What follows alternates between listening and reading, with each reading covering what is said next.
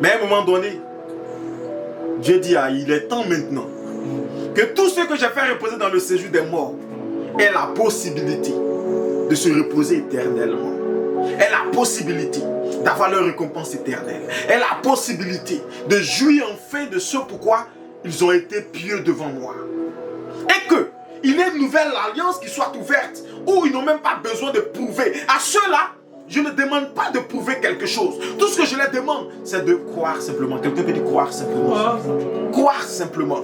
Écoutez, ce n'est plus par ta force, ce n'est plus par ton pouvoir, ce n'est plus parce que tu es trop bon. Et d'ailleurs, ton sacrifice que tu fais là, je ne l'aime pas parce que c'est un agneau bizarre. Souvent même là, son œil s'apprête à être cassé, puis tu viens me donner.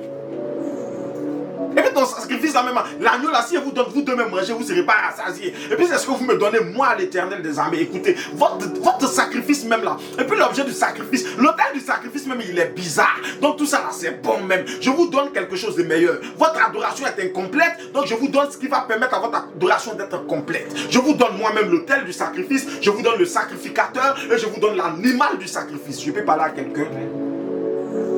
Donc pour que votre adoration soit parfaite et qu'elle me soit agréable, je vous donne l'animal du sacrifice, l'autel du sacrifice, et je vous donne le sacrificateur.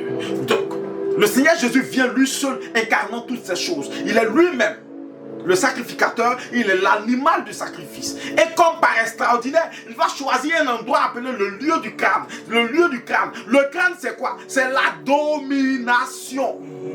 Quelqu'un comprend? Yes, yes. Donc là où on va marcher sur les démons, c'est là qu'il choisit Golgotha, le lieu du crâne. Il choisit cet endroit-là comme l'endroit qui sera l'autel. D'accord? Alors si vous voulez la représentation de l'autel de sacrifice.